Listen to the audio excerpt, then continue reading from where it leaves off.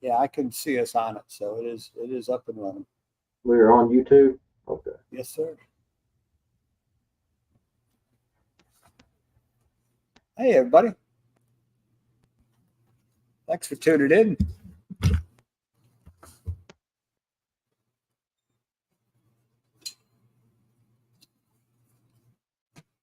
All right, we were just well. There he is. Ah, There he is. howdy. What's it going on? Oh, just trying to get this thing configured. Took me a minute to get logged in. I hear you. That's why I logged in at 7. It Show took me off. 30 minutes.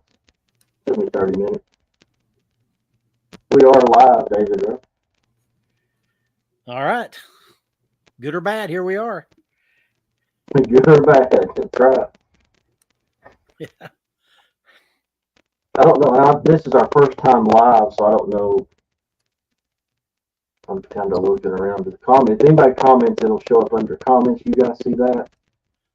I can see it in our chat, but I don't know if they're commenting on the YouTube, then may have to monitor that too. So Yeah, I've got them both here, so you do too, I think. I can get there. That's a good thing. Oh, I didn't allow it. Well, I got a comment already from my buddy Jason White. So, hey, Jason, thanks for tuning in. All right.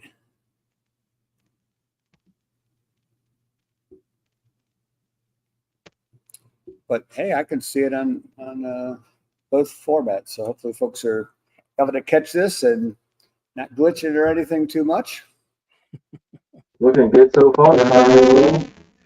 We're ready to roll. All right. I'm getting a little bit of static.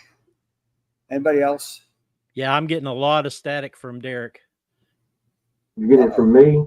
Yeah, you sound like you're in a barrel. That's no good. Maybe I am. Find Let's out. see. Yeah, Make a Dave, couple of- I hear very well, but you How sound like about- you're. How about now? No, you're still in a barrel. Okay, let me run into settings here.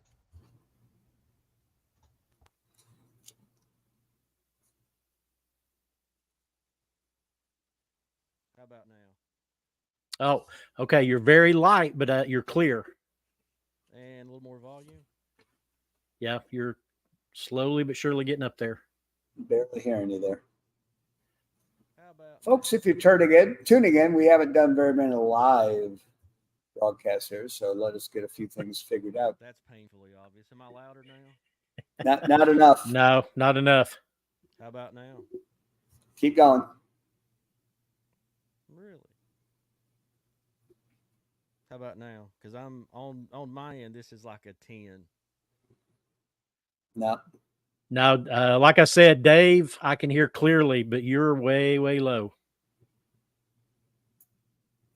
Interesting. Just let me figure out why. How about now? Is that a little better? No change. No change. Let's see.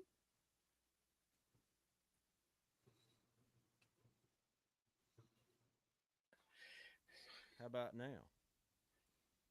No Still the change. same.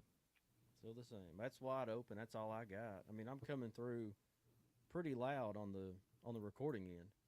Jason, a friend of mine is listening in and making some comments. Jason White, if you're still listening, can you make a comment? Can you hear Derek okay? Yeah, I'm He's coming through. so I'm not sure. Yeah, I hear you. And David dropped off there for a moment, at least on my screen. Yep. So hopefully he'll be back. There, I changed it to stereo audio if that helps. But you were louder, a little crackly, and now you're much softer. Even with you saying you're up at 10. How about now? A little bit louder. I know I'm coming through on the recording end really loud. Yeah. But if you guys are having trouble, because there is no you think you guys need to turn your volumes up just a little, your speaker volume? I've got my my in-ear. Let me check that and see if that makes a difference. All right. Say something there, Derek. Check 1 2. Didn't make much difference here. Interesting. Check What? 1 2. Check 1 2. I don't know. Yeah, because I'm all the way. I mean, I'm all. I mean, I can hear you, and maybe it's it sounds better on the YouTube or elsewhere. And again, I know David dropped out. What's interesting is it's. Oh, wait a minute. Let's see. Check 1 2. No, that's no better. Check. It's only like, I don't know what. It's let me.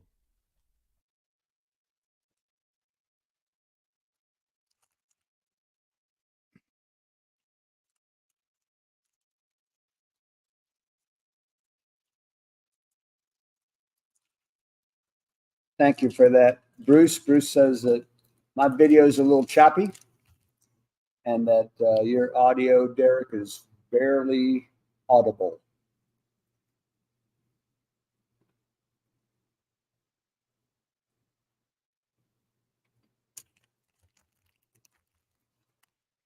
Thank you guys for the feedback.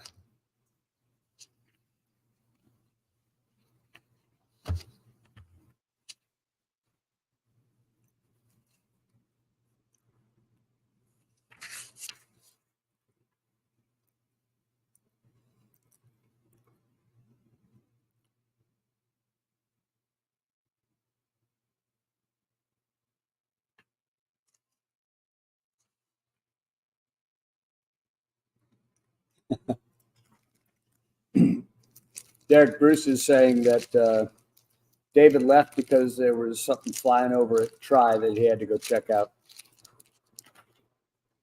That's always a possibility with him, that's for sure. I doubt there was a C-133 flying over. But if there was, I'd be going there too.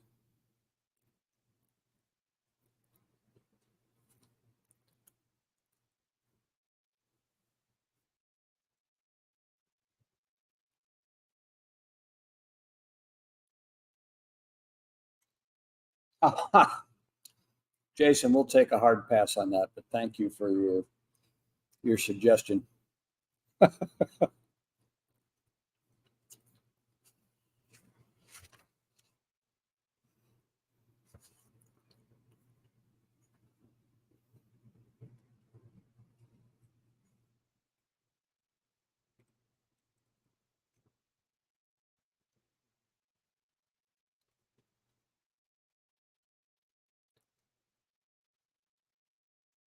This is why you guys tune in, just to get the full screen of me, I'm sure. It's your worst nightmare.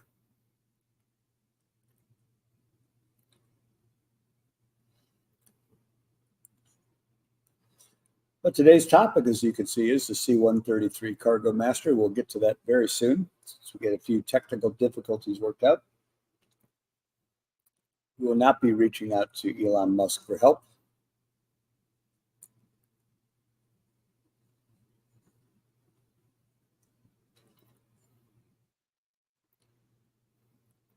Like I say, Bruce, it's your worst nightmare.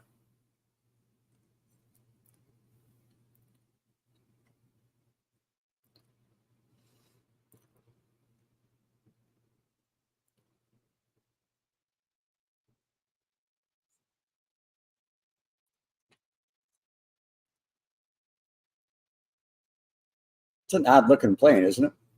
Look at the shape of that thing in the picture behind me.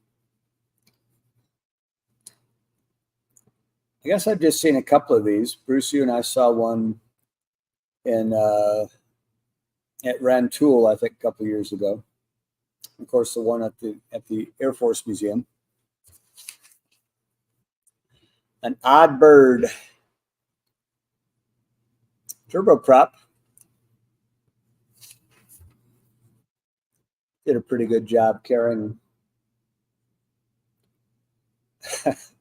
carrying a lot of cargo for many years.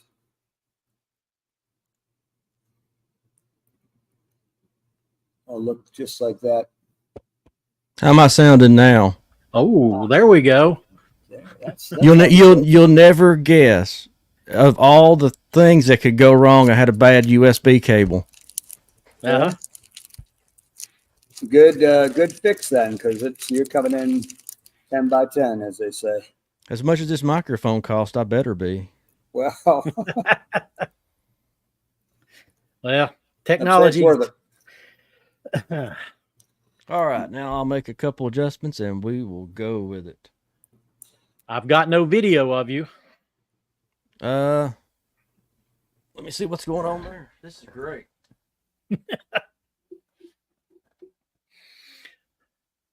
David, I'm glad to see you. I'm getting harassed by Bruce in the comments on the YouTube channel.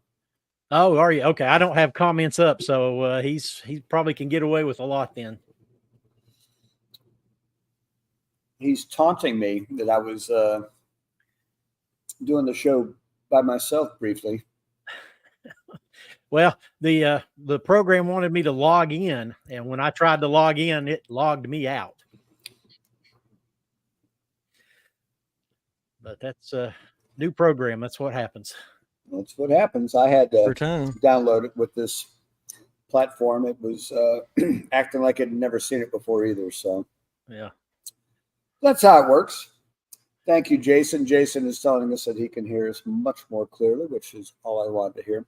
See, Bruce, that's what you do to be helpful. Okay. You make comments that are supportive and helpful, not caustic and troublemaking. If you can't say anything good, don't say anything at all, right? He'd have nothing to say if that were the way it was. So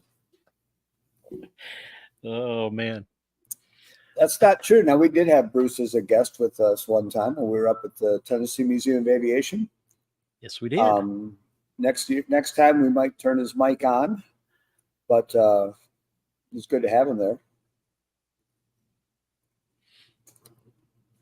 It's always good to have him. He helped me out today. Told me about a T-34 coming to try. So I do appreciate that.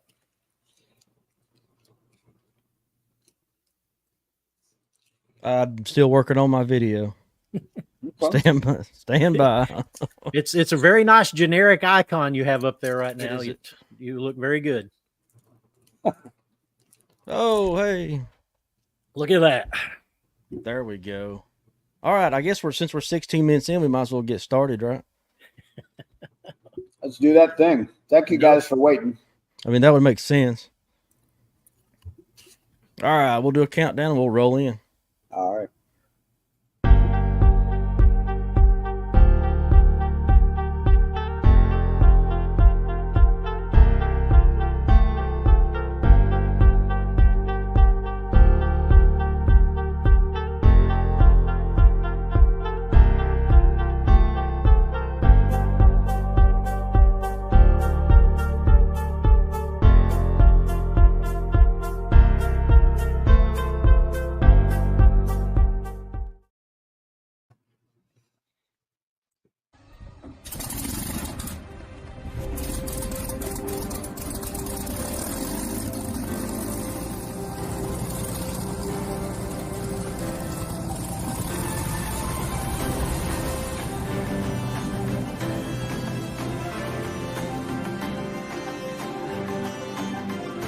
This is Joe Morse. You are listening to the History of Aviation podcast with Derek Beeler, David Rowe, and David Gorman. Hello there and welcome to the History of Aviation podcast. I'm Derek Beeler. Thanks for joining us for episode number 57. And this one's called the Douglas C-133 Cargo Master. And first off, I'm joined by Mr. David Rowe. How's it going, David? It's doing very well. Glad to be here. We got all our little problems worked out. Sounds good. Looks good. So ready to do a good show here. May I now present a cultured, sophisticated man about town. Dave Gorman, what's going on, buddy? I got to thank you for that introduction. I Sure. couldn't agree more. yogurt is cultured as well, by the way. It is. I got to tell you, yeah, I been doing well. We're back at school this week, so my life has changed drastically. But to clear the palate before we go back to school, I was able to spend a week up at Oshkosh, which you almost get your fill of airplanes up there. Close, definitely. You get a lot more in a hurry, that's for sure. But it sure was good to get up there again, and be around airplanes for basically a week straight. So, but things are good. It's good to see you guys. We've missed getting together for a couple of weeks just because of other obligations. Mm-hmm. So, well, we got us a live one tonight here, don't we? We do, boy, don't we? The C-133, the Cargo Master, an odd plane. I gotta say, there's probably most of our audience. I mean, if you're a military person of a certain age, maybe you've seen these around, but they've not been around for a long time. There weren't that many of them built. They really kind of played a pivotal role for several years of service, but they disappeared pretty quickly too, didn't they? Yeah, a 14-year lifespan. They did not serve for very long. They were sort of an interim thing. We went from World War II type aircraft like the C-47s and the other types like that, and we were moving into the jet age. And so this was sort of a bridge aircraft. We had moved away from those round piston engines and we're moving into turboprop aircraft. And so this one sort of set the stage for what we see today with the C5s and the Globemasters and so forth. This is the plane that's the granddaddy to all that. It really is, and that the shape of it, the stretch, that I mean, it was purpose built, obviously for distance flying and big loads and that kind of thing. And like you said, it did bridge a gap, and it was a tweener. Jet engine aircraft becoming more reliable, engines were becoming more powerful, but the turboprop had its time when it was a very valuable interim propulsion method. I mean, obviously turboprops still exist now, but in the military, this was the best we could do, and it served with distinction. But they did not build a lot of Cargo Masters, did they? No, they did not. Amazingly, they didn't even build any prototypes. This aircraft was so needed by the Air Force and the military that they just said, build them. And they built 50 of them. There were 35 A models and 15 B models. And that's it. It was a very short period of time. I believe it was 56 to 61 was the years that they were built. And with only 50 of them around, they were used extensively. They flew long distances a lot of time. So, and let's talk a little bit about its service, because it was just, it's an Air Force aircraft. So this was a transport aircraft at a time when you had to build up military needs, military action in Southeast Asia. So this was an aircraft that was carrying cargo to Vietnam, correct? Maybe the Philippines, Vietnam, and Guam, and places like that. Well, it was actually for Cold War is what it was originally designed for, because they needed to be able to transport things from the States to Europe. And then we got involved in Southeast Asia, and then it became the major carrier for all of our big stuff to Southeast Asia. So it was kind of a both. It was Cold War, and then that led straight into Southeast Asia, which was a result of the Cold War. So yes, it was the biggest long-haul aircraft in service at the time. And as it turned out, it helped kind of reveal some shortcomings, things that it needed more of, and that led to the development of some other more modern and more capable aircraft. But in that period of time, for that niche, this was what we had, and it was pretty good at what it did, I guess, right? Oh yeah, absolutely. It set records. It was distance records. It set the most payload to 110,000 pounds to 10,000 feet in a record time. It was quite a capable aircraft. but it was designed that way. It differed from the earlier World War II era stuff. Those are all low wing aircraft, the C-124 and like I said, the C-47. They all are low wing, so they sit high up off the ground and they're hard to load. And the C-133 was designed to be low to the ground, easy to access. It's basically a big giant tube that's completely open from end to end. You've got, a big clamshell door on the side that opens up, and then the doors in the back. There were two types. They had a split one, and then what they called a pedal, which is kind of spreads out to the side, and that was to allow them to carry some pretty giant missiles. But this plane sort of set the standard for all the following cargo planes. That very high wing sits low to the ground. It's got those little blisters on the sides where the landing gear are. So that entire interior is open. It's available for storage and carrying things. And if you look at the C-17s, the C-5s, even the Antonovs from, Ukraine, they all follow that same look that this C-133 kind of pioneered. Yeah, I was thinking that exact thing about the landing gear. That is still a common feature, and that was something that I guess was first seen in this aircraft, right? Yes, that's the way I was reading it. Is this one kind of set the standard for everything to follow? The high wing, the spar is above the cargo bay, so there's no, you don't have to climb over anything. It's 90 feet from end to end inside there, so it's large, 12 feet high. So it's tons and tons of space.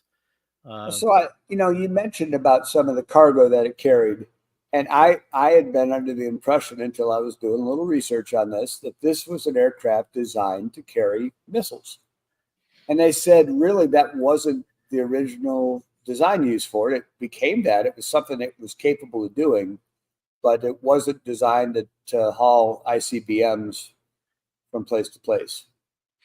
Well, I think one of the things was Douglas was building, what was it, the Atlas rocket. That was sort of what they built the entire cargo bay to fit, was for that to be able to fit in so they could carry their own designed missiles within it. But at the same time, they had to create a plane. I think I read that there was 96% of the Army's inventory of vehicles could fit in this aircraft. It could carry 96% of all the Army's military vehicles.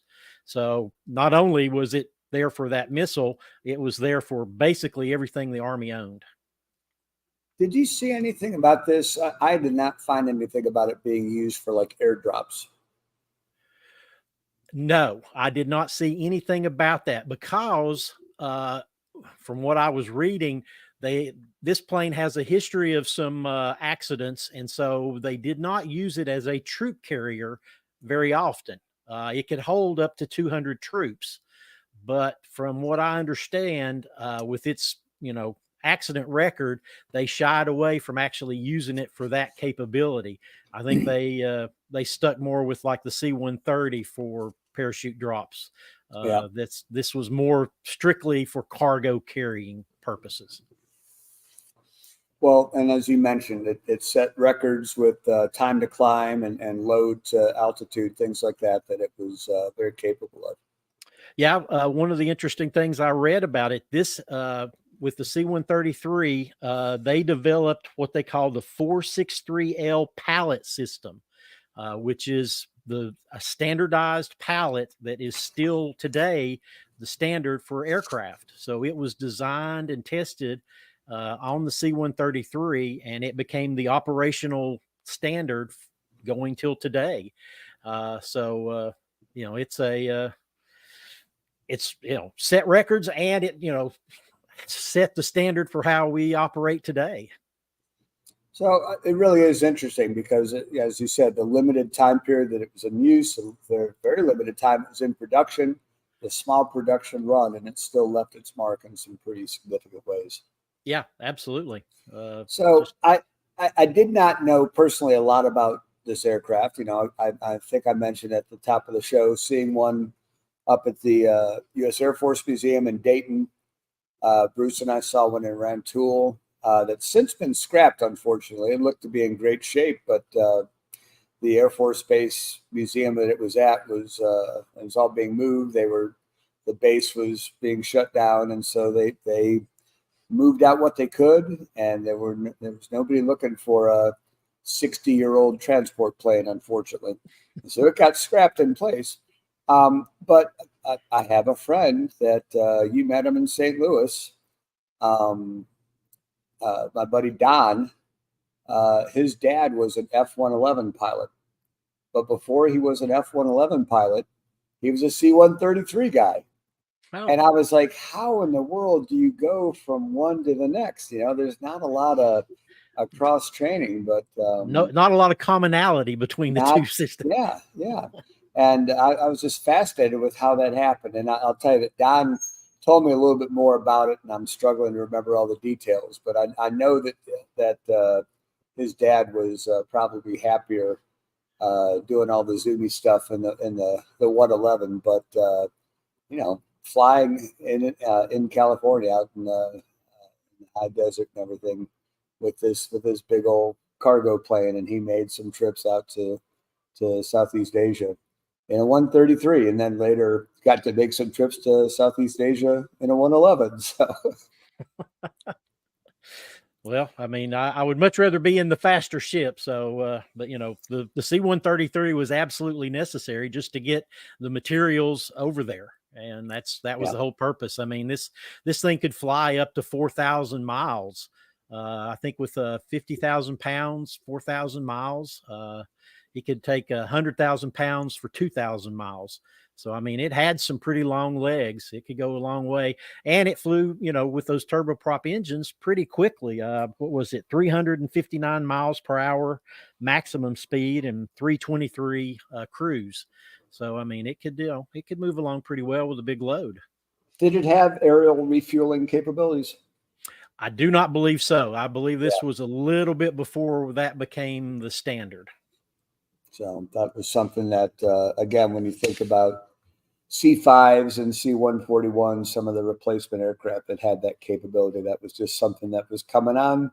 As far as technology, having turboprop refuelers and then jet refuelers, everything kind of got stepped up. So this plane was kind of being left behind, wasn't it? Well, it was because, the transition to the jets were, it was on the wall. You could see the writing and everybody knew it. And they were just, they had to have this aircraft because this was a hole in our inventory. We didn't have a long haul plane. So we had to get something in there. And as soon as we got it in there, they got to work on the next generation. And as soon as that was available, which the C-5 Galaxy is actually the aircraft that replaced this one as our big long haul aircraft. So, I mean, it's set up for, set the stage for a really great airplane to come after it. Well, it absolutely did. And that's something that,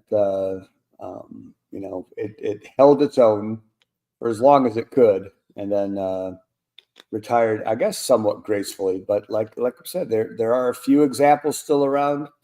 I remember distinctly being absolutely stunned to find out that there was one that was still flying up until the early 2000s. 2008. Yeah, and I thought, man, can you? And I remember seeing video of it flying into, was it Travis Air Force Base, maybe in California. That is where they retired it to. Yeah, and seeing that coming in and thinking, this is a relic. How did they even get this? It'd be like, I don't know, getting a spat or something. It just seemed like it was such an old plane, and I thought, I'm so glad that someone cared enough to take care of one and keep it in flying condition. But I think Bruce shared with us a video earlier about it that I didn't get a chance to watch, but that the guys flying it in, they were glad to put it on the ground. They were getting some warnings about the need to. Exactly. There was a warning light going off as they were landing, and it was like, well, there's a plane on the runway. It doesn't matter. We're landing. Just get it out of the way. Here we come. Here we come. But yeah, there was use in Alaska. This the last one that was in use until 2008 was used in Alaska, and it was hauling, backhoes and, equipment and supplies, and, there was still a need, up in Alaska. It's kind of like Buffalo Airways, just up and decide, well, this is a big old plane. Let's get it running and haul some stuff. And they kept it working until it just, one of the things that I read was these things had a 10,000 hour lifespan. And apparently, because there were only 50 of them built, they all reached that 50 hour or that 10,000 hour limit really quickly.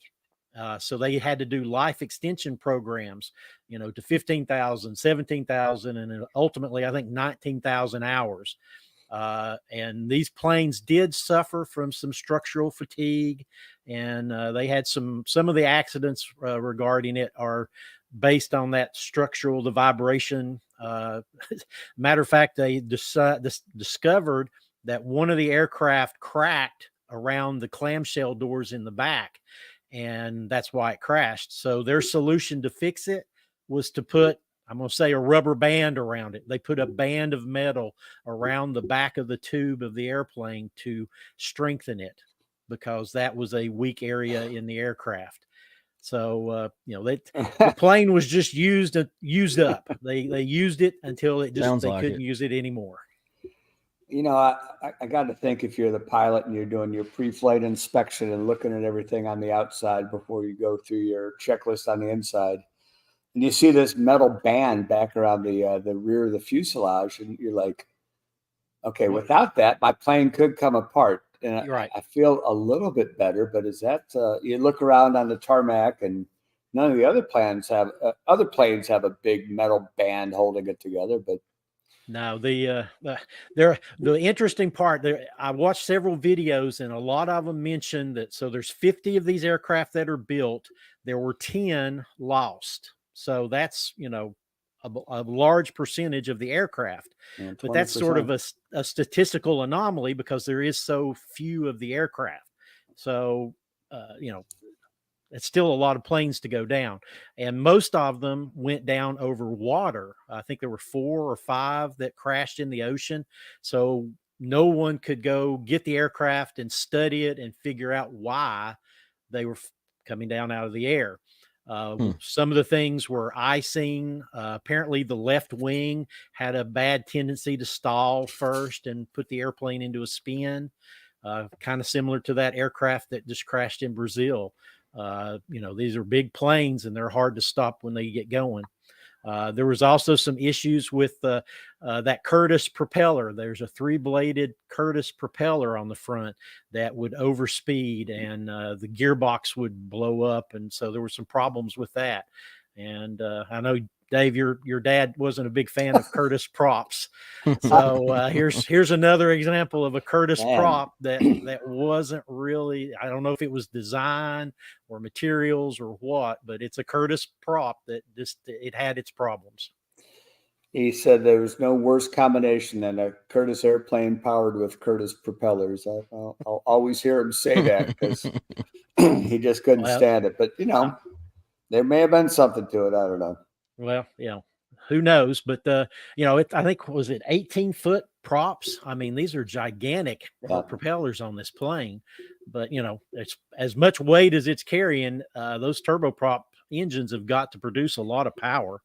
And the cool thing is there are videos of these things running, so you can hear that turboprop whine. And you said these big, huge blades, so it really is a pretty distinctive sound that you hear.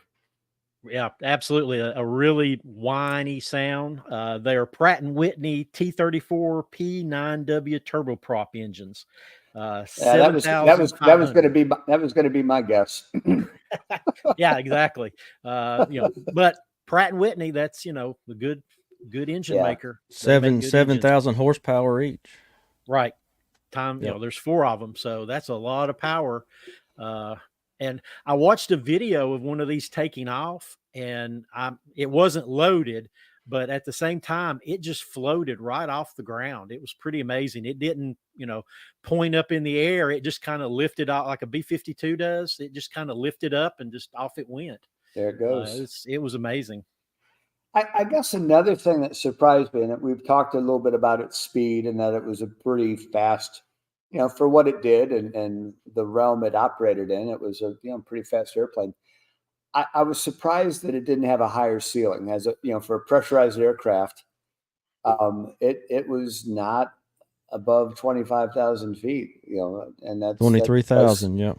Yeah, that kind of surprised me a little bit. That development wise, I guess that was a step forward, but a little less than we were going to see with the C5s and the 141s just a few years later. Yeah, exactly. The inside of the aircraft pressurized, heated, and ventilated.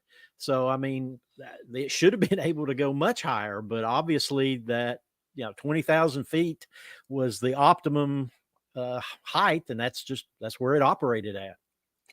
Well, do you think that was an engine requirement, perhaps? Maybe that's where they were most efficient. Exactly. I'm sure that had a great weight on where they chose to be at. It makes sense, I suppose. Oh yeah. There were a couple of we were talking about that one that was used in Alaska for private civilian use. Douglas actually kept 2 test articles that had no construction numbers or Air Force tail numbers. They had a C-133A and a C-133B, and I assume those were just their test aircraft that, any kind of modification, they kept those handy. But now one of the things I read was nobody quite knew what happened to those. They just kind of disappeared. But I did read that when they retired these aircraft in 1971, they sent them out to the boneyard, Davis Motham, and within a year they were scrapped. They did not keep these around for long because I assume they knew they weren't going to need them in the future. It's just, let's move on and save some space. So you're telling me there wasn't like a bunch of aviation museums requesting one? Well, it's a big old airplane. There's not a lot of room for it. Yeah, like I said, eats up some space. When Bruce and I saw the one that was parked outside at Rantoul, I mean, it was at a part of the field that was kind of separate from the other aircraft that they were trying to find takers for. And it was sad. I mean, it was a beautiful aircraft. It looked to be in pretty good shape, but it was sad realizing that, that it was just too much for someone to take it apart and transport it somewhere else. It's just too big. Right. Yeah.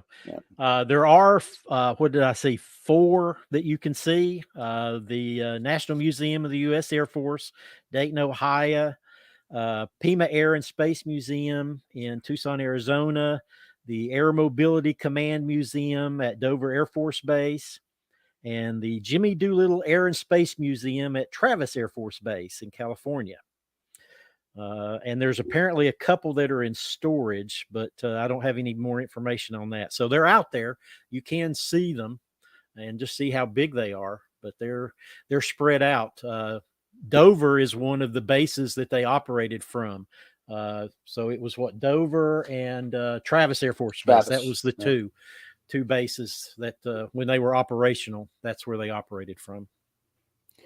Well, I'm reminded once again about the remarkable collection up in Dayton, and some of the aircraft we've talked about here, they have examples up at Dayton. And I know, Derek, we've talked some about doing a road trip up there. We need to make that happen. And we're in the planning stages of that. Correct. I hear you. I think we've all been there individually a few times, but it's something you could spend a couple of days with and still feel like, gosh, I missed. I want to go back and see more. So. No, there are 2 days. You need 3, 4. It's just so many. Yeah. There's so many little things that, if you just spend a day looking at the planes, there's all the smaller memorabilia things in the cases that you walk right by because you're looking at, oh, wow, I've never seen that before. That's amazing. Yeah. And don't get me started on the gift shop either. Oh man, you're not kidding. Right. What a gift shop. Yeah, they've got everything from toys and games to shirts, clothes, jackets, pins, buttons, badges. The book collection there is Oh yeah, is incredible. fantastic. I mean, just about any aircraft they have there, if there's a book written about it, they have at least one copy of it, which is great for historians. They've got a lot of stuff for kids as well. What is their slogan up there, David? Is it "Where Eagles Rest" or something like that? They've got some kind of slogan like that just it means a lot when you think about these old warriors that are put out there and still able to be visited and revered, because that collection really means a lot to a lot of people. Very much so. One of the other things on the 133 that I wanted to mention was that NASA used it extensively for the Gemini, Mercury, and Apollo space programs. They were carrying the launch boosters for the Atlas, Saturn, and Titan rockets in the C-133s. As a matter of fact, when the Apollo capsules splashed down, they were put into a C-133 and brought back to the States. So this plane was used extensively by NASA. Did they have a NASA tail flash on them, or were they just for Air Force that were on loan? I think they were just on loan. I have not seen any photos looking around that say NASA. It may have been something small, but not a big, giant, flashy something or other. I don't think NASA operated them. I think it was through the Air Force. Yeah, and I just said on loan, and I'm sure that's not what it was. It was an Air Force crew that was flying it on NASA's behalf. But yeah, they were. I'm sure it was an Air Force crew. Yeah. Well, I've got an interesting story about the an Air Force crew. We mentioned earlier that this C-133 was in Southeast Asia carrying cargo there and back. Well, I read a story by one pilot that he was in Southeast Asia, came in to pick up his flight, and he went back and checked the cargo, and it turned out to be an F-4 Phantom. Apparently something was wrong with it. They had broke it down into 3 or 4 pallets, stuffed it in the back of the C-133, and he was to fly it back to the States. He looks at it. He asks the guy back, the cargo master guy, and he's like, this thing's been drained, right? There's no fluids in it. No, it's got the flags on it. It's completely empty. You're good to go. So they get in the plane, they take off. They're flying over the ocean, Pacific Ocean. And the one of the guys in the back shows up in the cockpit and says, we have a problem. There's a couple of inches of jet fuel sloshing around in the back of the cargo bay. So when they reached 20,000 feet, the pressure changed and there was a leak, and there was fluid in this Phantom that apparently was just gushing out. So he goes back. They had to wear a oxygen mask because the fumes were so bad. Because again, this is a pressurized aircraft. It's not open. You can't, so everything was being held in. All that fuel was sloshing around. You can't vent it out. Right. Exactly. Yeah, you can't just open up a door and let it out because you're pressurized.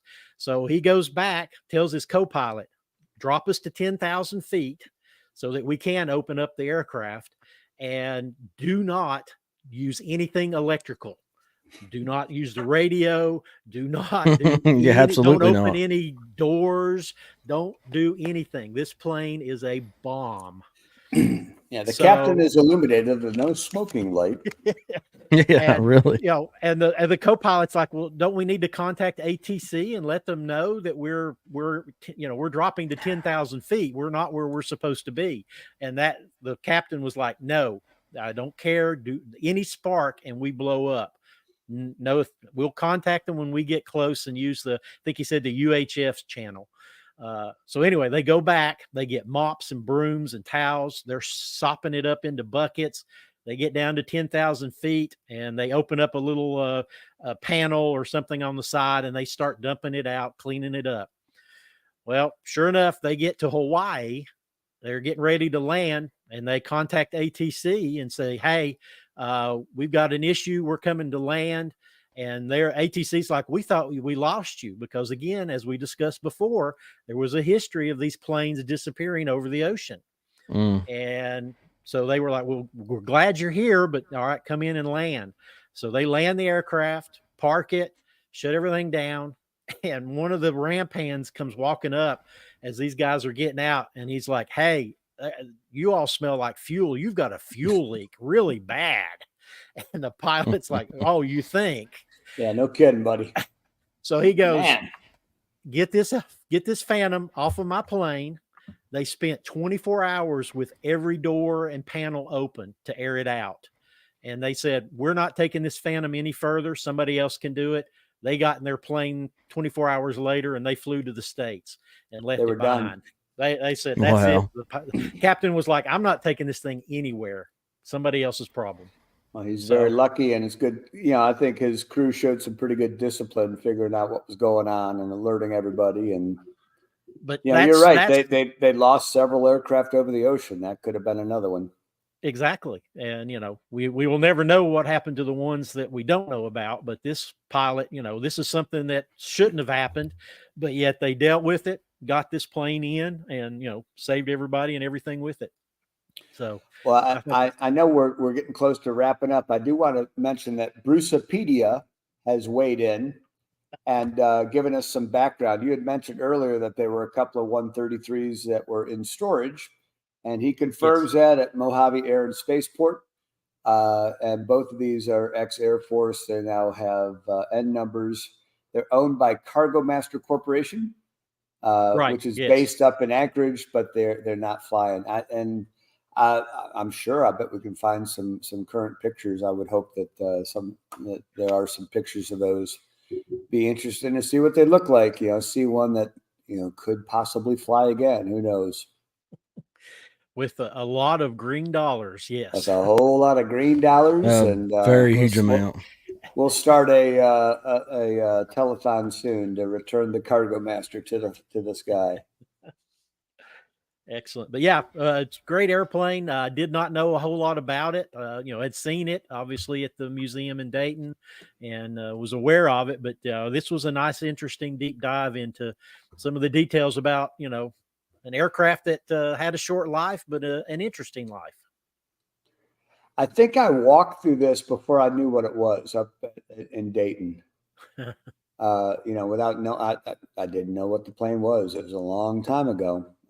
But yeah, it's great to learn more about it. Like I said, my buddy's father flew one, and I just was fascinated that he had the career that he had that included this and the F-111. But what a cool plane! Definitely worth being grateful for. It served well during its time in service, short as it may have been, but it was a stopgap in between the propellers and the much more powerful jet engines that were still to come. So if we have any folks listening who were C-133 crew members or pilots even, we'd love to hear any stories that you have, any anecdotes you could share about your service with this aircraft or experience.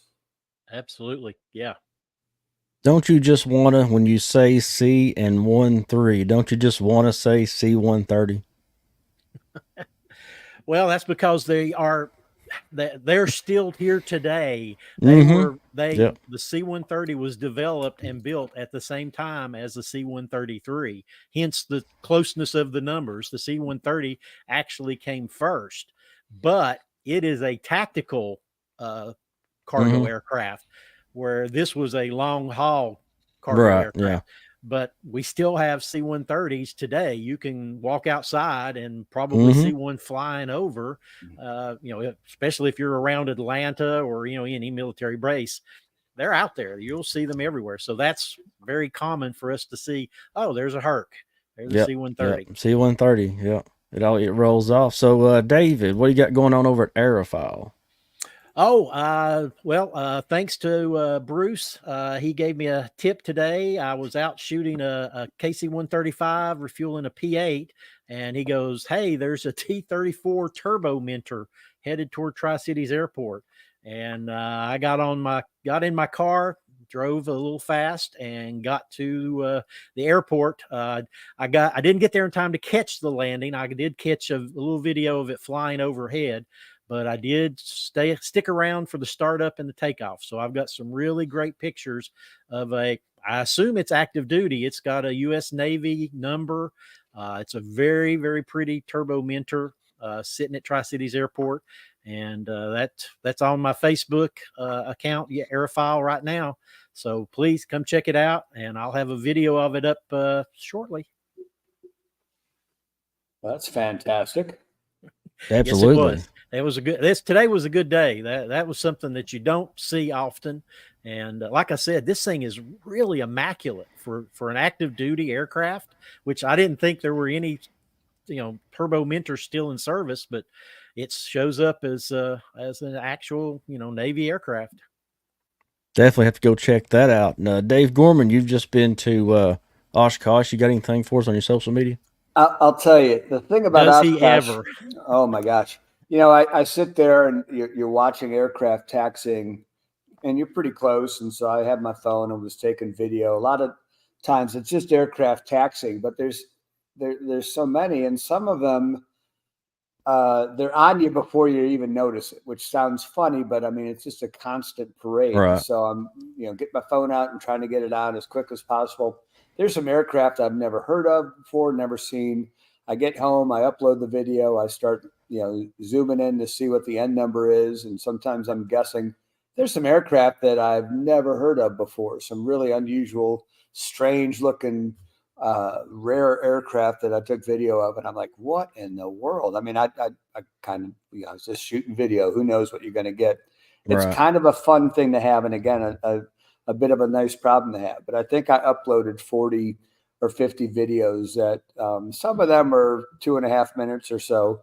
Most of them are 30 seconds or less, but just, some survey of some of the things that you can see. So I would recommend to anybody, if you get a chance to go up there, please do it. But if not, there's plenty of people documenting it to give you a taste of what all is happening. So it's a great time to be up there.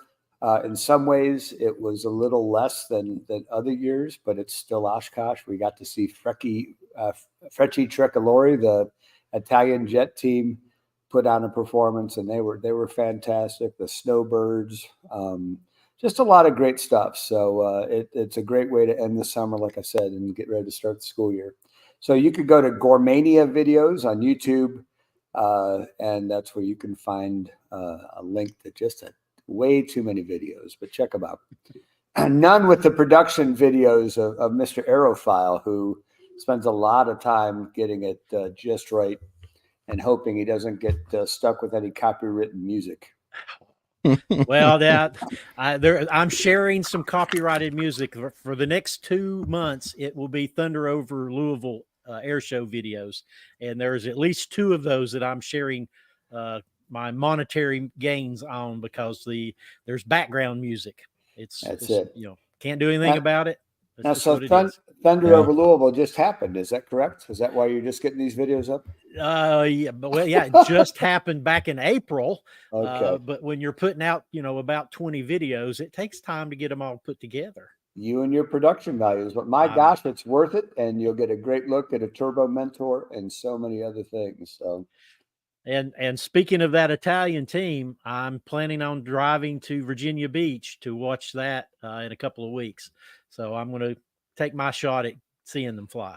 I'm proud of you. I think it's absolutely worth it. I never thought I'd see them. I was thrilled to see them, and you will be too. So good. Looking forward to your video report. Yes. Dave Gorman, tell us a little bit about the History of Aviation Facebook group. Well, we do have a page that talks a little bit about what we're doing. We love getting feedback from our listeners. We sure appreciate you guys. If you have suggestions or comments, corrections even, and especially if you can correct Bruce on anything, we really enjoy that. But he lives for this kind of stuff, so you really have to be on your toes with him. But I mean, if you have suggestions or future episodes, this is what, number 57? Is that what we said? 57, correct. So holy smokes, we're really getting up there, and we're moving along. But we, as of right now, we haven't yet decided what our next episode would be. We'd love to hear your suggestions. So absolutely. That's a good place for you to share those. since you mentioned it, I've got a bonus episode coming up here for the weekend, with a discussion about DB Cooper. Oh, Fantastic. interesting. So yeah, it's gonna be something different and interesting. So with DB Cooper, and I know this episode's not about DB Cooper, but the next one is. You guys' thoughts, David Rowe? Did he make the jump? Oh, I'm sure he made the jump, but he didn't make it to the end of the jump. So you're a didn't live. Gorman, what do you got for us? I'm confident he made the jump, but he did not stick the landing.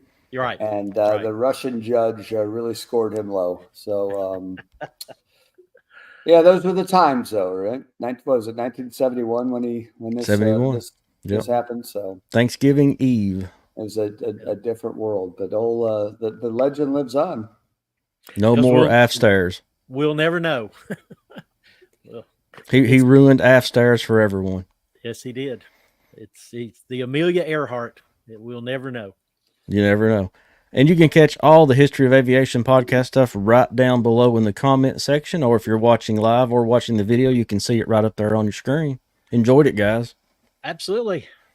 Do it Well, again. thank you, fellas, and thanks everybody for watching. We sure appreciate your tuning in and being patient with us while we figured out how to do a live podcast. We should do more of these, fellas. Only Derek would have a USB cable go bad on the very first ever live stream. That's a Derekism right there. Yeah, but you got it out of the way, so We did.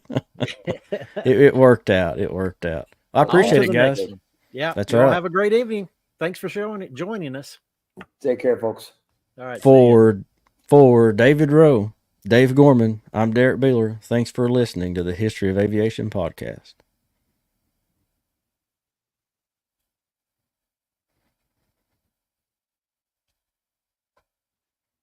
This episode of the History of Aviation podcast is brought to you by True Comfort Heat and Air. Veteran owned and operated True Comfort Heat and Air. More information in the description below.